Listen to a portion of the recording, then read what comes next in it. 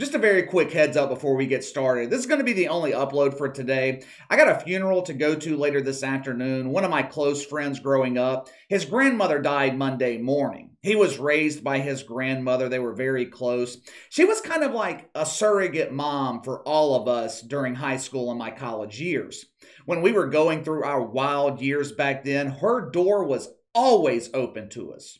Didn't matter what time it was, didn't matter what predicament we had gotten ourselves into, what trouble we found. She never asked any questions. If we needed a place to sleep, if we needed something to eat, Nene was always there for us. So that's what I'll be doing later this afternoon. I'll be back tomorrow. But let's go ahead and get into this. Earlier this week, I told you guys about Mark Jones subtly going after Stephen A. Smith. Just a quick recap for those who missed the video. Last week, Stephen A. Smith came to the defense of Jerry Jones after the Washington Post published a hit piece. For some reason, this pissed off a lot of people in the black community, one of them being the state bird here on the channel, Bishop Talbert Swan. The Swan posted a tweet calling Stephen A. the preferred term that black men use when they want to denigrate another black man, all because they don't agree with him. Mark Jones, he liked the tweet. After he received an enormous amount of attention and backlash for it, he quietly unliked it. Now, that's basically the short version of what happened.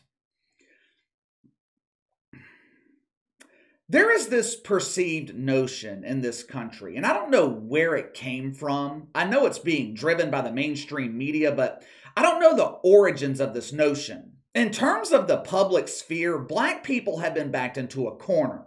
According to the media narrative, along with a group of public figures like Jemele Hill, Joy Reid, Tiffer the Bongo Sniffer, the usual suspects. According to these people, all black people are supposed to think alike. They're supposed to share the same beliefs. Under no circumstances are you allowed to defend the evil white man. Under no circumstances are you allowed to fall out of line with the groupthink. The media pushes this narrative that white men like myself are the biggest threat to the black community. That is 100% bullshit. I'm not your problem. You want to know what's the biggest threat to the black community? The people that are exploiting it. More specifically, the professional race baiters like Jemele Hill and Joy Reid, who make millions of dollars every year by exploiting their own people. Let me give you an example of what I'm talking about. For many white NBA fans, LeBron James has become public enemy number one. We all know the reason why. I don't need to sit here and explain it to you again. We have been highly critical of LeBron James here on the channel. Hell, I just uploaded a video, I think it might have been yesterday, criticizing LeBron for lecturing the mainstream media because they didn't ask him about Jerry Jones. Several weeks ago, I actually came to the defense of LeBron James. Some female podcaster, I can't remember her name, she went viral by accusing LeBron of cheating on his wife. There was no substance to her accusations. She didn't provide any evidence. She went public with these allegations based solely off of hearsay. One of her Yenta friends heard from another Yenta who called another Yenta based off the Facebook post of a non-binary butter knife that LeBron James is a serial cheater. One thing I have never taken away from LeBron is the fact that he's a family man dedicated to his wife and kids. This dude rose to stardom when social media was taking off. Not one time in 20 years have we seen a thimble of evidence that LeBron James is unfaithful. When I came to his defense, I didn't receive comments from other white people revoking my white card. I didn't have people tell me I'm a traitor to my race. You turned your back on your own people. Matter of fact, most of you guys actually agreed with me. When other races have public disagreements or they disagree politically, it might get nasty, sometimes might even get personal. But race never enters the equation. If George Lopez and Mario Lopez have a political disagreement, they don't revoke each other's Latin card or whatever the fuck. But you get what I'm saying. So why is this only an issue in the black community? Ironically enough, Stephen A. Smith, he's wondering the same thing. Yesterday on his podcast, He addressed the whole Mark Jones situation. Now, he didn't say his name. He more or less addressed all black people, but we all know who he was talking about. I wish he would have addressed Mark Jones publicly. This shitfuck deserves to be publicly called out on his bullshit. Now, it wouldn't surprise me if ESPN told Stephen A. Smith that he couldn't do that. Even though ESPN doesn't produce the podcast, they still sign the $1 million checks he gets every month, which is all the more reason Stephen A. needs to get the hell out of ESPN. Like I told you guys before, I don't think we see the real Stephen A. Now this clip, it's longer than I usually like to share, but I wanted you to hear all the context. Anytime someone is dropping knowledge like this, or like Don Lemon did yesterday, especially when they're a confirmed shitfuck, I like to share the clip in its entirety because we never know when a shitfuck will be speaking common sense again. Now, hopefully this clip goes through the YouTube system. I had a hell of a time downloading it, but listen for yourself. And because I had the temerity and the unmitigated gall to point that out, I'm a sellout. That is exactly the problem with our community. Talking to the black community. White people, you want to turn the podcast off? Go ahead and do that. I'm talking to black people. You can listen if you want to, but I'm talking to black people. When are we going to learn? When are we going to wake up and stop doing this to each other? There's plenty of black folks that I've disagreed with throughout the years. I've disagreed with athletes. I've disagreed with coaches. I've disagreed with owners. I've disagreed with colleagues. I've disagreed with my family, sisters and brothers, or one brother. I've disagreed with my mama. God rest her soul. I'll be damned if I didn't disagree with my father. God rest his soul all the time. And so what? So what? I'm turning around and I'm seeing people running their mouth talking about me. You know my resume? I'm looking at my executive producer, Rashawn Madonna. I'm sorry, my brother. I got to toot my own horn for a second. I apologize. I got to do this. You watch First Take? How many black people you see on First Take? How you think they got there? I got let go of by ESPN in 2009. Prior to that, ask them who was in the room screaming about diversity. Look at the numbers as it pertains to diversity from that year to now. Ask them what role I played in it. Why don't you harken back to the Philadelphia Inquirer? I'll give you their names. Editor of the paper, Robert Rosenthal. Deputy editor of the paper, Butch Ward. Philip Dixon. Former dean at Howard, who was an executive at the Philadelphia Inquirer. Rob King, who was a deputy sports editor at the Philadelphia Inquirer before he's at ESPN. Ask them what Stephen A's been doing. We're the only group of people. I don't hear white people saying, you ain't white no more. I don't hear Latinos saying, you ain't Latino no more. And for the record, I ain't just some damn black man. I'm a brother. There's so much to unpack here. First of all, and this should go without saying, Stephen A. Smith is 100% right in everything that he said. When did it become wrong to disagree with someone?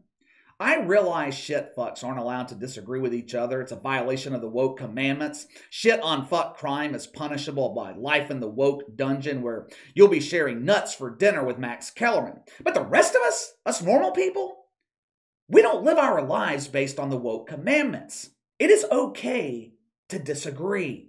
This country's thrived for, 250 something years based on disagreements. One side believes one thing, the other side believes another. You debate, you argue until you eventually reach a compromise that benefits everyone. It's called capitalism, the system of government responsible for the creation of more millionaires and billionaires the world's ever seen. The system the shitfucks want in place is responsible for the most death and destruction. According to the Swan and Mark Jones, along with thousands of others on Twitter, because Stephen A. Smith defended Jerry Jones, he's a sellout to his own community. Let's think about this logically for a second. This dude has turned ESPN into BET.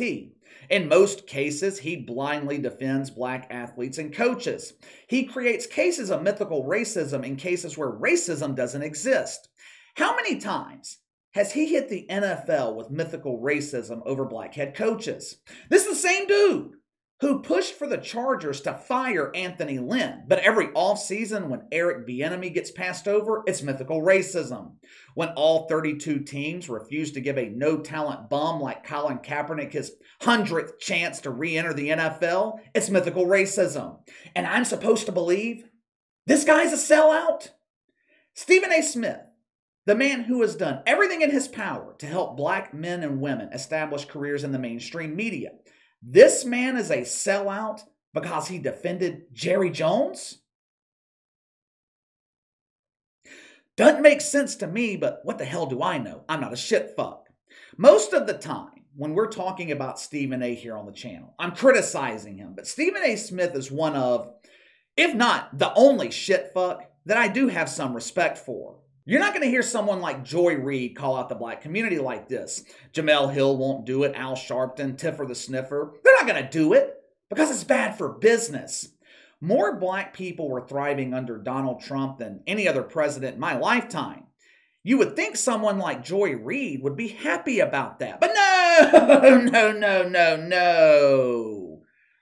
Black people thriving is bad for business.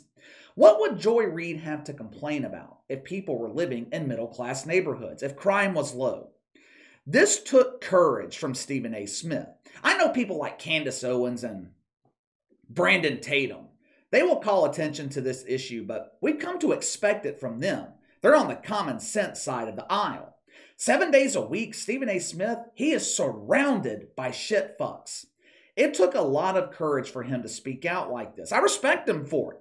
And they know he's right. Mark Jones knows. All the others complaining on Twitter, they know Stephen A. Smith is right. But they will never publicly admit it. Bad for business.